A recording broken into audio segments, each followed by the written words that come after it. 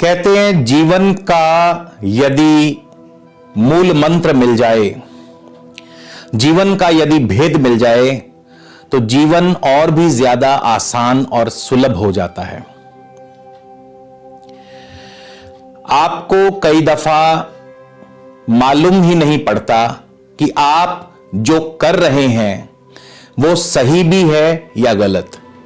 कई दफा हम अपने जीवन में कुछ ऐसे कार्य करते हैं जिनसे कि जाने अनजाने हमारी कुंडली के ग्रहों की स्थिति पर इसका बहुत असर पड़ता है, या यूं कह लीजिए कि कुछ ऐसे कार्य जिनको करने से कई दफा हमें बहुत शुभ फलों की प्राप्ति होती है, और कई दफा जाने अनजाने कुछ ऐसे कार्य हम कर बैठते हैं जिनको की करने से हमें जीवन में बहुत अशुभ फल प्राप्त होते हैं और हमें मालूम ही नहीं पड़ता कि हम कहां गलती कर रहे हैं।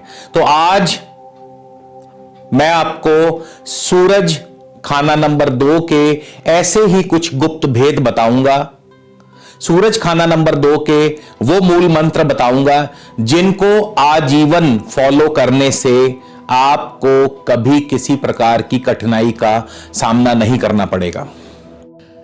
तो स्वागत है आप सबका एक बार फिर से आपके अपने चैनल स्काई स्पीक्स पर दोस्तों।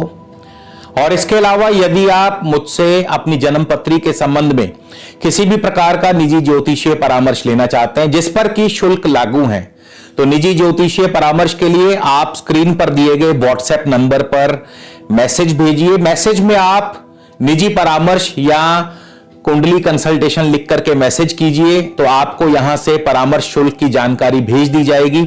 और यदि आपको उचित लगे तो आप हमसे अपॉइंटमेंट बुक करवा के परामर्श ले सकते हैं।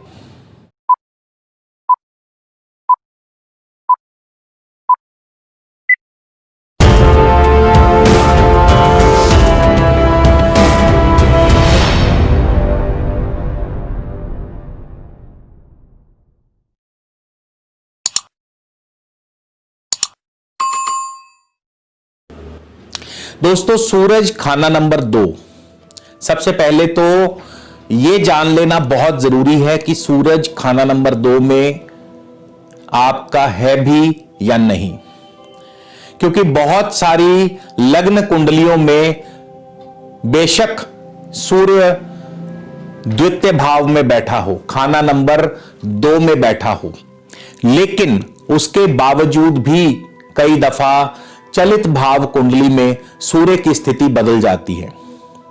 तो सबसे पहले तो यह सुनिश्चित कर लेना बहुत जरूरी है कि सूर्य आपका द्वितीय भाव में है भी या नहीं। वो चाहे किसी भी राशि का हो, उससे कोई फर्क नहीं पड़ता। सूर्य जिनका भी द्वितीय भाव में बैठा हो, खाना नंबर 2 में बैठा हो, तो एक बात स्पष्ट तौर पर जान लीजिए कि आप पर जन्म से ही स्त्री ऋण लागू हो जाएगा। जी हां, यानी कि अब आपको मैं वो चीजें, वो कार्य बताऊंगा जिनको करते रहने से आपको शुभ फलों की प्राप्ति होगी। सूर्य खाना नंबर 2 में क्या फल देगा, कैसा फल देगा, हमारा विषय ये नहीं है।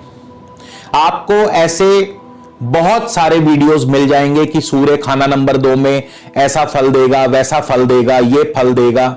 हमारा ये कतई विषय नहीं है। हमारा विषय ये है कि जब जिनका सूर्य खाना नंबर 2 यानी कि द्वितीय भाव में बैठा हो, उनको आजीवन क्या करना है और क्या नहीं करना है। तो जैसा कि मैंने बताया कि जिनका भी सूर्य द्वितीय भाव में बैठा हो, तो जन्म से ही उन पर स्त्री ऋण लागू हो जाएगा। तो इसके लिए आपको करना क्या है, वो कौन से ऐसे कार्य हैं जिनको करने से आपका जीवन सरल, सुलभ और आप तरक्की की सीढ़ियां चढ़ते ही चले जाएंगे। तो सबसे पहली बात, आपको स्त्रियों का सम्मान करना है और आजीवन आपको गौ सेवा करनी है।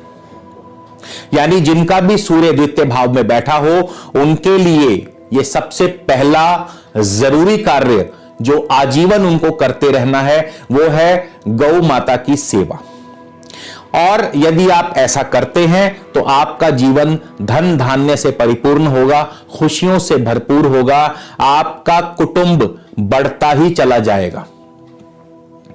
इसके बाद दूसरा ऐसा कार्य, दूसरा वो मूल मंत्र, दूसरा वो गुप्त भेद, आपको कभी भी आपके घर में कोई भी आ जाए, चाहे वो मित्र हो या शत्रु हो, उसे कभी खाली हाथ मत जाने दीजिए। वो आपसे जो भी इच्छा लेकर के आया है, जो भी अपेक्षा लेकर के आया है, आप यथासंभव अपनी कोशिश करके उसकी इच्छा को अवश्य पूरा कीजिए। यानी कि आपको अपने किसी भी घर आए हुए मेहमान को खाली हाथ नहीं जाने देना। जो भी आपसे बन पड़े आप उसकी इच्छा जरूर पूरी करें, उसकी सेवा सहायता जरूर करें। यह वो दूसरा मूल मंत्र है जो मैं आपको बता रहा हूं। और तीसरा मूल मंत्र, तीसरा और सबसे अहम मूल मंत्र है, आपको कभी भी दूसरों पर आश्रित नहीं रहना है। आपको अपनी कोशिशों से, अपने प्रयत्नों से आगे बढ़ना है। आपके अंदर देखिए, सूरज खाना नंबर 2 जिनका भी बैठा होगा, द्वितीय भाव में सूर्य जिनका भी बैठा होगा, उनके अंदर 100% कोई ना कोई टेक्निकल स्किल जरूर होगा। कोई ना कोई दस्ती हुनर आप में मौजूद है। आपको अपने उस हुनर को पहचानना है और उस हुनर को आगे बढ़ाना है, क्योंकि वही एक हुनर आपको तरक्की की ऊंचाइयों पर लेकर के जाएगा, आपको बुलंदियों तक पहुंचाएगा। इसके बाद जिनका भी सूर्य द्वितीय भाव में है, उनको क्या नहीं करना है, उसके लिए सबसे पहले आपको किसी से भी मुफ्तखोरी नहीं करनी है, भीख नहीं मांगनी है। आपको किसी से भी कोई चीज मुफ्त में नहीं लेनी है आजीवन।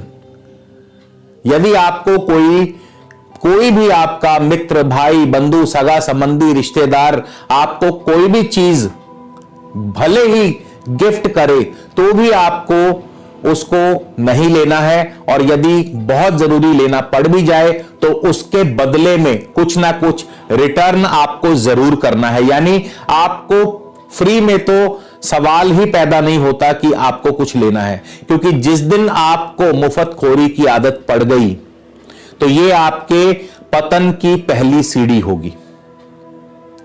यह आपकी तरक्की की रुकावट में सबसे बड़ी एक बाधा होगी। उसके पश्चात आपके लिए जिनका सूर्य द्वितीय भाव में है, आपको आजीवन जर, जोरू और जमीन, इन 3 के झगड़ों से दूर रहना है। ना तो धन दौलत के लिए किसी से झगड़ा करना है, ना किसी स्त्री के लिए, और ना ही जमीन जायदाद के लिए आपको किसी से झगड़ा करना है। और यदि आप ऐसा करते हैं, यानी कि आप यदि किसी से भी जर, जमीन और जोरू के लिए झगड़ा करते हैं, तो आपके अपने जीवन में अंधकार के बादल छा जाएंगे। तो आपको जर, जोरू, जमीन के झगड़ों से आजीवन दूर रहना होगा। और इसके पश्चात तीसरी जो शर्त है, या तीसरा जो मूल मंत्र है, आपको आलस से भी दूर रहना है। आपको आलसी नहीं बनना है, वरना आपकी तरक्की कभी नहीं हो पाएगी। आपकी तरक्की उसी दिन से रुक जाएगी जिस दिन आप आलसी बन गए। और चौथा ऐसा कार्य जो आपको बिल्कुल नहीं करना, चौथा ऐसा मूल मंत्र जो आपको बिल्कुल नहीं करना, वो है आपको घर में कभी भी धागा या ताबीज बिल्कुल नहीं रखना आजीवन। बहुत से लोगों को आदत है कि वो जब कहीं किसी बाबा फकीर के जाते हैं, किसी अपने गुरु के पास जाते हैं, तो वहां से धागा या ताबीज आदि लेकर के आते हैं। आपको कभी अपने घर में किसी भी तरह का कोई भी धागा या ताबीज बिल्कुल नहीं रखना है, वरना आपकी तरक्की उसी दिन से रुक जाएगी और आपका पतन निश्चित है। तो ये वो 7 मुख्य शर्तें, 7 मुख्य मूल मंत्र हैं जिनको आपको आजीवन फॉलो करना है। और यदि आप ऐसा करते हैं तो निश्चित तौर पर आप तरक्की की ऊंचाइयों को छू सकेंगे। आप दिन प्रतिदिन, दिन दुगनी रात चौगुनी तरक्की करते चले जाएंगे। दोस्तों, आपको यह वीडियो कैसा लगा जरूर कमेंट करके बताइएगा। अगले वीडियो में आपसे फिर मुलाकात होगी। तब तक के लिए नमस्कार, धन्यवाद।